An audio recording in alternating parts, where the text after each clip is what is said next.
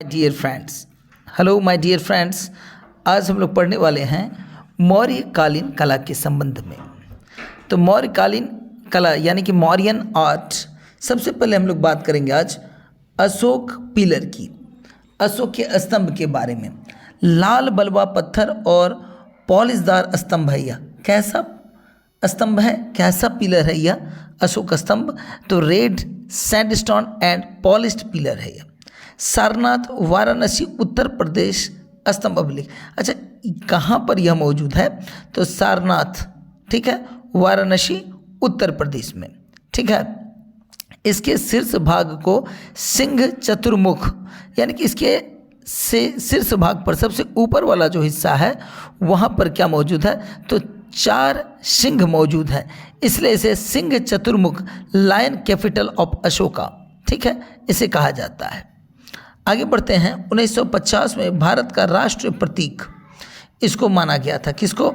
1950 में भारत का राष्ट्र प्रतीक यानी कि national emblem of India in 1950 में इसको मतलब स्वीकार किया गया था।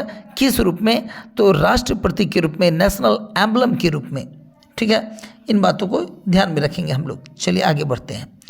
मध्य भाग में 24 तीलियां हैं। मध्य भाग में क्या, ये वाला हिस्सा अगर आप देखेंगे तो इसमें कितनी तीलियां हैं? तो 24 तीलियां हैं, ठीक है। कितनी तीलियां हैं? तो 24। किस भाग की बात कर रहे हैं? यहाँ देखेंगे तो जो कि हमारा जो झंडा है उस पर भी इसका है। क्या है? झंडे पर जो इसका कहिएगा बीच में जो चक्र है वो इसी से लिया गया है, इसी अशोक स्तंभ से। 24 तीलियां हैं इसमें, ठीक है। सेंट्रल अशोका चक्र विथ 24 मैच स्टिक्स। अब आगे बढ़ते हैं। अशोक स्तंभ के बाद आ जाते हैं अशोक के स्तूप के बारे में। अशोकाज स्तूप, देखिए, बुद्ध या बौद्ध संतों की स्मृति में उनके शारीरिक अवशेष जैसे उनकी अस्थियां या दांत तथा उनके द्वारा जो प्रयुक्त वस्तुओं के ऊपर बनाए जाते थे यह स्तंभ, या आप पिक्चर में देख रहे हैं सांची का स्तूप है यह। प्रथम उल्लेख इसका देखिए ऋग्वेद में, और अर्थ ढेर, इसका अर्थ क्या होता है?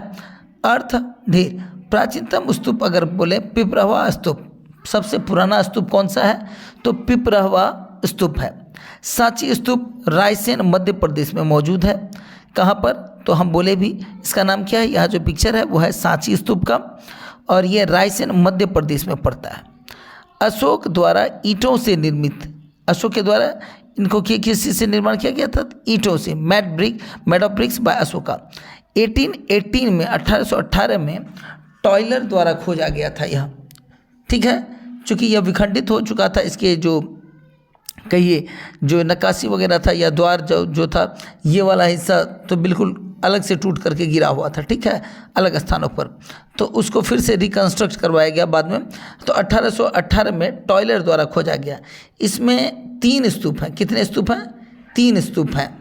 आगे बढ़ते हैं। महास्तूप भगवान बुद्ध के अवशेष जो कि पुष्यमित्र शुंग ने बनवाया था, वेदिका का पत्थर बनाया था। तो अब देखिए भगवान बुद्ध का यह अवशेष है, अशोक के द्वारा ईंटों से निर्मित किया गया था, और इसके चारों ओर जो वेदिका बनाया गया था ये वाला हिस्सा, ठीक है, ये किसके द्वारा पत्थरों से बनवाया गया था? तो ये पुष्यमित्र शुंग के द्वारा, ठीक है। काला स्तूप देखिए अशोककालीन धर्म प्रचारकों के अवशेष हैं। स्तूप का जो तीसरा है वो है सारीपुत्र और महामोदगालायन के अवशेष है। यह सारीपुत्र और महामोदगालायन के अवशेष हैं। चलिए नेक्स्ट बढ़ते हैं। भरहुत का स्तूप सतना मध्य प्रदेश में यह मौजूद है। अशोक द्वारा नींव रखी गई, जबकि पुष्यमित्र शुंग द्वारा यह पूर्ण रूप से तैयार किया गया था। 1873 में अलेक्जेंडर कनिंघम द्वारा खोजा गया, और इसका निर्माण हुआ है लाल बलुआ पत्थर से, रेड सैंडस्टोन से, ठीक है। सर्च बाय अलेक्जेंडर कनिंघम इन 1873, ठीक है। चलिए नेक्स्ट बढ़ते हैं। स्तूप की संरचना के बारे में बोले कि स्तूप का जो संरचना होता है वो किस प्रकार होता है। स्तूप एक अर्धवृत्ताकार संरचना है, हेमिस्फीयर कहिए इसको, एक प्रकार का अर्धगोलाकार संरचना है। देख रहे हैं उल्टा कटोरा की तरह, बोल की तरह रखा हुआ है। पवित्र सामग्री के ऊपर गुलार्थ, तो जो अवशेष थे बौद्ध भिक्षुओं के और महात्मा बुद्ध के, उनके ऊपर यह बनाया गया था। अब देखिए, पवित्र सामग्री के ऊपर गोलार्ध लिए हुए मिट्टी के टीले जैसा है, जिसे अंड कहा जाता है। अच्छा, ये वाला जो हिस्सा है इसे क्या कहा जाता है? अंड कहा जाता है। ठीक है, आगे बढ़ते हैं। हर्मिका से एक मस्तूल निकला था जिसे यष्टि कहते हैं। हर्मिका से इसे, अब देखिए हर्मिका कहाँ, तो ये वाला जो हिस्सा देख रहे हैं ये हर्मिका है। ये वाला हिस्सा क्या है? हर्मिका है। ठीक है, इसको क्या कहते हैं? हर्मिका। इससे क्या है, क्या निकला हुआ था? मस्तूल निकला हुआ था जिसे यष्टि कहते हैं। क्या कहते हैं? यष्टि कहा जाता है। ठीक है, इस हिस्से को क्या कहा जाता है? यष्टि कहा जाता है। आगे बढ़ते हैं। हर्मिका से एक मस्तूल निकला था जिसे यष्टि कहते हैं। यष्टि पर 3 छतरियाँ लगी होती थी। कितनी? तो 3 छतरियाँ। ये वाला जो बीच वाला देख रहे हैं इसको यष्टि कहा जाता है और इस पर 3 छतरियाँ लगी हुई थी। अब ये तीनों छतरियों को देखिए छत्र कहा जाता है। क्या कहा जाता है? ये वाला हिस्सा जो देख रहे होंगे यहाँ, तो ये 3 छतरियाँ हैं जिसे छत्र कहा जाता है। उपरोक्त संरचना के चारों तरफ घूमने के लिए प्रदक्षिणा पथ होता था। क्या? तो प्रदक्षिणा पथ होता था। इस संपूर्ण संरचना के चारों ओर एक वेदिका भी होती थी। वेदिका यानी कि घेरा, वेदिका यानी कि घेरा। अब देखिए इसको, ये वाला जो हिस्सा देख रहे हैं रिक्त स्थान, ये क्या है? तो ये वेदिका है। ये क्या है? वेदिका। ये ठीक है, ये वाला हिस्सा क्या कहलाता है? वेदिका कहलाता है। ठीक है, यहाँ से जो ऐसे देख रहे हैं पूरा घिरा हुआ, ये फेंसिंग जो है इसे वेदिका कहते हैं। ठीक है, और इसे जो ये वाला हिस्सा है प्रवेश द्वार जहाँ पर, उसे तोरण कहा जाता है। क्या कहा जाता है? तोरण कहा जाता है। ठीक है, और प्रदक्षिणा मार्ग हो गया आपको ये वाला हिस्सा जिस पर प्रदक्षिणा किया जाता है। ठीक है, इसे प्रदक्षिणा मार्ग कहा जाता है। इस संपूर्ण संरचना के चारों ओर वेदिका होती थी जहाँ तोरण द्वार यानी कि प्रवेश द्वार बनाया जाता था। तोरण द्वार का मतलब क्या? तो प्रवेश द्वार। स्तूप के विभिन्न अंगों का अर्थ क्या है? तोरण द्वार देखिए क्या क्या, एक बार हम लोग फिर से चर्चा कर लेते हैं। स्तूपों के चारों ओर 4 प्रवेश द्वार बने होते थे। कितने? तो चारों तरफ वेदिका होता था और वेदिका के पास क्या होता था? तोरण होता था यानी कि द्वार बने होते थे जो चारों दिशाओं में बुद्ध के संदेशों को फैलाने का प्रतीक है। तो there were 4 entrance around the stupas which symbolize the spread of Buddha's message in all 4 directions.